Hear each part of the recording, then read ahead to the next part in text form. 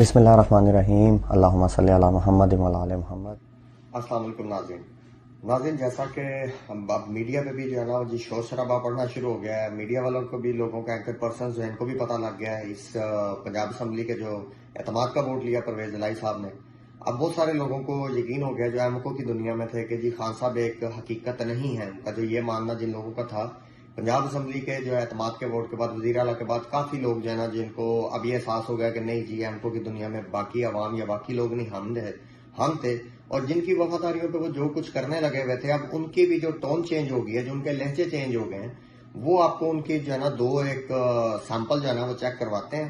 बड़ा जी चस वाला वीडियो है जो आज से पहले खान साहब को जो है ना वो नेज़े की नोक पर रखते होते थे, और अब उनका हाल देखें कि जिनके साथ उन्होंने वफादारियां की हैं, जिनके कहने पे चल रहे थे, उसके इस वज़ीर आला के एतमाद के वोट ले लेने के बाद खान साहब ने जो सबको सरप्राइज दिया और आइंदा ऐसे देते रहेंगे, उसके बाद इन लोगों की क्या हालतें हुई हैं आप इनके जरा आवाजें सुने और आप इन लोगों का हाल देखें कि ये पलटे कैसे हैं, खुदा की कुदरत हुई कैसी है कि इन लोगों का हाल क्या हो गया।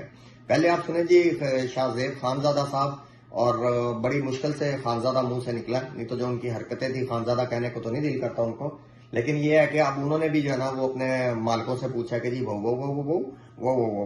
मतलब कि उन्होंने जुबान चेंज करके पूछा है, जो पहले खान साहब के लिए करते थे अब उनके लिए सानू जलील क्यों कराया। अब वो देखें। उसके बाद एक बहुत मजेदार जो है ना वो वीडियो लास्ट में आप देखिएगा जावेद चौधरी साहब की, कि वो जो अरस्तु बने हुए थे उनके हालात खान साहब ने क्या किए।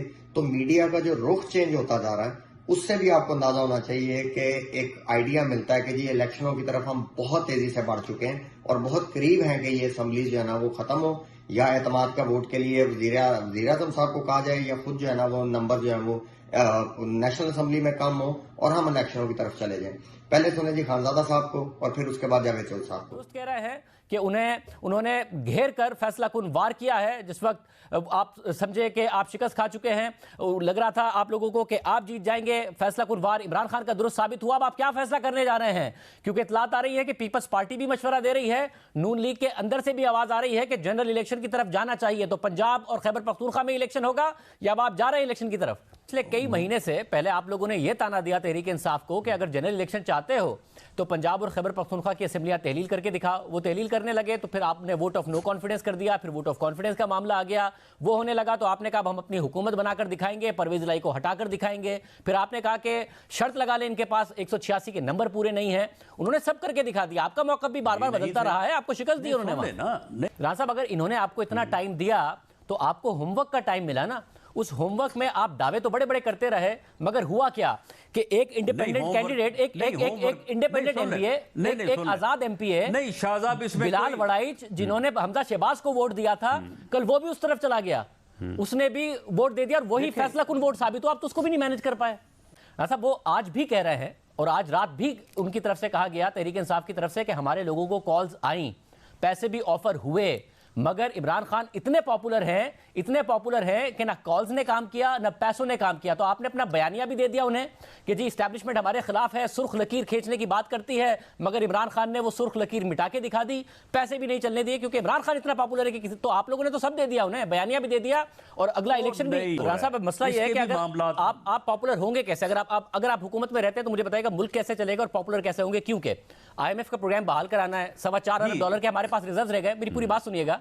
अभी आपको IMF का प्रोग्राम बहाल कराने के लिए कुछ ₹7.5 बिजली की कीमतों में फी यूनिट इजाफा करना है, 75% गैस की कीमतों में इजाफा करना है। पंजाब में इलेक्शन लड़ेंगे तो आप ये सब नहीं कर रहे होंगे, ये सब नहीं करेंगे तो मुल्क को डिफॉल्ट की तरफ ले जाएंगे, IMF का प्रोग्राम बहाल नहीं होगा तो हम तो फंस गए हैं, मुल्क फंस गया है। आप लोगों ने, आपने सारा कुछ करना, आपने अता तारड़ ने, मलिक अहमद खान साहब ने, साद रफीक साहब ने कोशिश की और आप नाकाम हुए। जैसे मैं कह रहा हूं कि एक आजाद MP है जिसने हमजा शहबाज को वोट दिया था, वो भी उस तरफ चला गया। अब सारी की सारी मैनेजमेंट खुद इमरान खान ने की। वो देखें, राजा सवाल तो सुनिए, राजा सवाल सुनिए, राजा सवाल सुनिए की वजह से नहीं गया। राजा सवाल सुनिए, सुन ले राजा। अगर आपके हमजा शहबाज साहब जिन्हें आप CM बनाना चाह रहे थे, जो लीडर ऑफ द ऑपोजिशन है, वो लंदन में बैठे हुए हैं। آپ کی جو چیف آرگنائزر ہیں مریم نواز صاحبہ، ظاہر ہے ان کا ابھی آپریشن ہوا ہے تو وہ اپنے وقت پر آئیں گی، مگر نواز شریف صاحب بھی لندن میں بیٹھے ہوئے ہیں.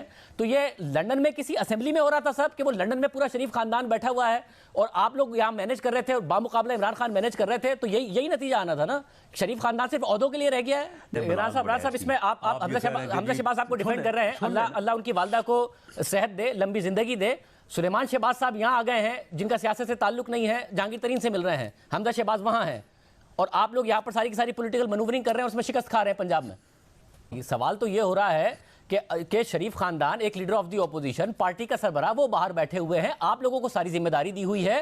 پہلے آپ لوگوں کو جو بائی الیکشن ہوئے اس میں شکست کا سامنا کرنا پڑا، پھر ہم دیکھ رہے ہیں کہ آپ کو کل شکست کا سامنا کرنا پڑا. ایک آزاد ایم پی آپ لوگوں سے مینیج نہیں ہوا.